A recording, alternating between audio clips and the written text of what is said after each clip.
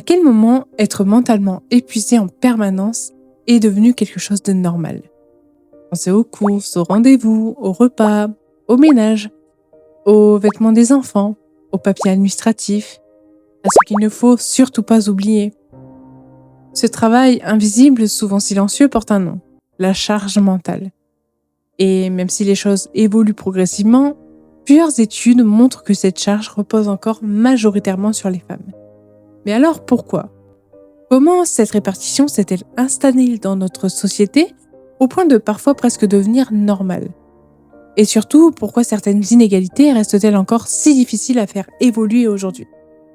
Dans ce deuxième épisode des dossiers de Meg, on va parler de charge mentale, de normes de genre, mais aussi de toutes ces petites choses du quotidien qu'on ne remarque même plus tellement elles semblent ancrées dans nos habitudes.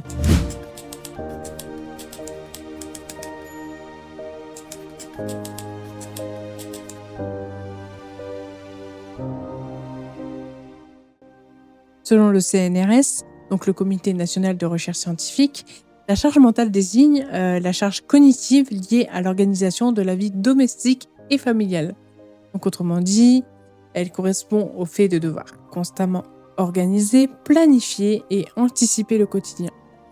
Et même lorsque les tâches semblent partagées, plusieurs études montrent que cette organisation invisible du foyer repose encore majoritairement sur les femmes. Le concept de charge mentale commence à être étudié dès les années 1980. À cette époque, le terme n'est pas encore réellement utilisé comme aujourd'hui. En fait, les chercheurs parlent plutôt de travail domestique invisible, d'organisation familiale ou encore de charges cognitives liées au foyer. Très rapidement, plusieurs études montrent déjà que les femmes gèrent une plus grande partie des tâches du quotidien. Parce qu'au-delà du ménage ou des courses, il existe également tout un travail invisible. Penser aux rendez-vous, anticiper les repas, organiser les affaires des enfants ou encore planifier le quotidien en permanence. Finalement, étudier la charge mentale reste relativement compliqué. Parce qu'il ne suffit pas simplement de comptabiliser les tâches visibles, les chercheurs doivent également prendre en compte tout ce travail invisible, c'est-à-dire la planification, l'anticipation, la simultanéité des tâches ou encore le fait de devoir penser à plusieurs choses en même temps. Grâce à différentes études et questionnaires, ils ont notamment observé que les femmes étaient plus susceptibles d'effectuer plusieurs tâches simultanément et d'assumer une plus grande partie de cette organisation mentale du quotidien. Mais alors, pourquoi cette répartition semble-t-elle encore aussi ancrée dans nos sociétés? La charge mentale, elle s'explique aussi par des normes de genre encore profondément ancrées dans nos sociétés. Très tôt, les hommes et les femmes sont associés à des rôles différents. La femme, elle va rester souvent liée à l'idée de responsabilité domestique, donc c'est-à-dire que c'est elle qui va penser au ménage, aux enfants, au repas ou encore à l'organisation du foyer. Mes parents, par exemple, fonctionnaient beaucoup comme ça. C'était toujours ma mère qui pensait à tout, aux repas, aux vêtements, aux factures, aux démarches administratives, même aux réunions parents-prof ou encore les rendez-vous médicaux. Et avec le recul, je me rends compte que pendant longtemps, je trouvais ça simplement normal. Parce que j'ai toujours grandi avec ce modèle-là, une mère au foyer qui gère l'organisation du quotidien et un père qui travaille. Et sans même forcément s'en rendre compte, on grandit parfois avec certains schémas qui finissent par nous sembler naturels juste parce qu'on les a toujours connus. Et selon certaines études, les femmes qui souhaitent s'éloigner de ce rôle traditionnel ressentent parfois comme une forme de culpabilité parce que c'est comme si elles s'éloignaient de ce que la société attend encore d'elles. Et aujourd'hui, de plus en plus de femmes souhaitent et revendiquent un partage plus égalitaire des tâches au sein du couple.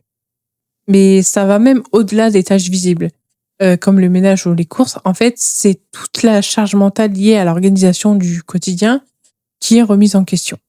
Et en fait, ces normes-là se construisent parfois dès l'enfance, notamment à travers les jouets et les représentations associées aux rôles parentaux. Euh, Prenons l'exemple d'un petit garçon qui joue à la poupée. On entend souvent qu'il joue à la maman. En fait, on pense plus rarement à dire qu'il joue au papa. Et même si ce réflexe peut sembler anodin, il montre en réalité à quel point certains rôles sont inconsciemment associés à un genre précis. De manière générale, certains jouets continuent encore aujourd'hui d'être davantage associés aux filles ou aux garçons, ce qui en fait peut participer à l'intériorisation de certains rôles sociaux dès le plus jeune âge. Et et c'est vrai parce que, dès l'enfance, à une jeune fille, on va plutôt lui offrir une poupée avec, la poussette, la cuisine, la dinette et cetera. Tandis qu'à un jeune garçon, on lui offre plus facilement, des voitures, enfin tout ce qui est lié, la mécanique, tout ça. Et heureusement les codes commencent à changer, mais voilà, donc c'est encore très ancré. Et finalement, on se rend compte qu'impliquer les jeunes garçons, dans les tâches quotidiennes et leur montrer, des modèles plus égalitaires, pourrait justement contribuer à modifier la représentation qui se font du rôle parental. Et d'ailleurs, les médias jouent également un rôle important dans l'évolution des normes de genre.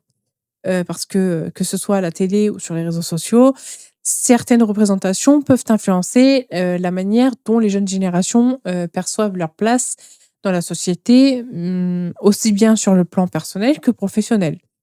Parce que, voir des femmes, occuper certaines fonctions ou exercer certains métiers, peut contribuer à faire évoluer les mentalités et à ouvrir, davantage, les champs des possibles.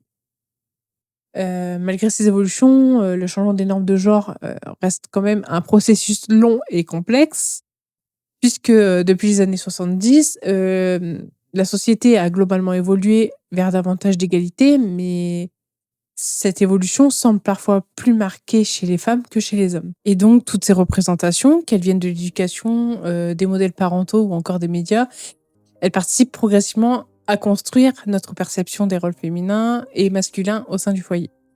Et à force d'être répétées dès l'enfance, certaines inégalités finissent parfois par sembler complètement normales dans le quotidien.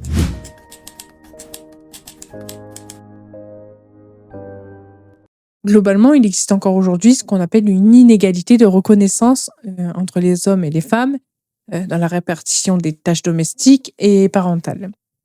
Lorsqu'une femme prend un congé parental ou s'occupe des enfants, ça reste souvent perçu comme quelque chose de normal. À l'inverse, lorsqu'un homme participe davantage aux tâches parentales ou à l'organisation du foyer, ça peut parfois être davantage valorisé, comme si finalement cette implication était exceptionnelle. Et cette différence de perception, en réalité, elle montre à quel point certains rôles restent encore profondément associés à des attentes de genre. Et selon moi, ça montre surtout à quel point certains schémas restent profondément ancrés dans notre société, parce qu'on considère encore souvent comme normal qu'une femme gère les enfants, les tâches domestiques ou l'organisation du foyer. En revanche, lorsqu'un homme fait simplement son rôle de père, il peut parfois être davantage valorisé, comme si son implication dépassait ce qui est attendu. Le sujet de la charge mentale, il a été largement popularisé grâce à une bande dessinée qui s'intitule Fallait demander d'une blogueuse qui s'appelle Emma. Dans cette BD, elle met en lumière, grâce à des scènes du quotidien très concrètes, une réalité souvent invisible. C'est-à-dire que dans beaucoup de foyers, les femmes ne réalisent pas seulement les tâches domestiques, mais elles deviennent aussi les coordinatrices du quotidien. Donc, autrement dit, elles doivent penser à ce qu'il faut faire, anticiper les besoins du foyer, organiser l'ensemble des tâches, même lorsqu'elles ne les réalisent pas directement elles-mêmes. Mais comme vous le verrez dans les dessins, c'est très parlant. Et d'ailleurs, grâce à ces dessins, cette œuvre a notamment permis de rendre le concept de charge mentale beaucoup, beaucoup plus accessible au grand public. Et malgré certaines évolutions vers davantage d'égalité, il y a plusieurs chercheurs qui évoquent aujourd'hui le phénomène de gender backlash. Qu'est-ce que c'est? Et en fait, c'est un terme qui désigne le fait qu'une partie des jeunes hommes adoptent des positions plus conservatrices face à l'évolution des rôles de genre. Donc, ce que ça montre concrètement, c'est que même si les mentalités évoluent progressivement, les questions liées au partage des rôles domestiques et parentaux restent encore aujourd'hui des sujets sensibles dans notre société. La charge mentale, elle ne se résume pas simplement à une accumulation de tâches ménagères ou administratives. Elle représente aussi cette pression constante de devoir penser à tout, anticiper en permanence et gérer plusieurs choses simultanément au quotidien. Et à force, cette charge invisible peut devenir mentalement épuisante. Parce qu'au fond, même lorsqu'une tâche est terminée, la charge mentale, elle continue souvent. Penser à ce qu'il reste à faire, à ce qu'il ne faut pas oublier ou encore à ce qu'il faudra anticiper ensuite. Cette pression quotidienne, elle peut aussi avoir des conséquences importantes sur la santé mentale. Il y a d'ailleurs plusieurs études qui évoquent notamment du stress, de l'anxiété, de la fatigue émotionnelle ou encore une difficulté à réellement déconnecter du quotidien. Et lorsque cette organisation mentale permanente devient constante, elle peut aussi créer une impression de ne jamais réellement se reposer, même pendant les moments de calme. Et finalement, c'est peut-être aussi ça qui rend la charge mentale parfois difficile à identifier. Parce qu'elle ne se voit pas forcément, mais qu'elle reste pourtant présente en permanence dans l'esprit des personnes qui la subissent. Et finalement, si la charge mentale semble aujourd'hui aussi normale, c'est peut-être justement parce qu'elle est devenue invisible dans notre quotidien, invisible dans les habitudes que l'on transmet, invisible dans certains rôles encore associés aux femmes dès l'enfance, invisible aussi dans cette idée selon laquelle penser à tout ferait simplement partie du rôle.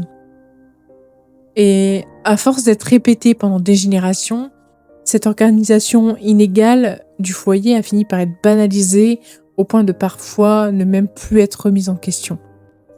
Et pourtant, derrière cette normalité apparente, il existe une véritable charge cognitive qui peut avoir des conséquences importantes sur la santé mentale, la fatigue ou encore la pression ressentie au quotidien.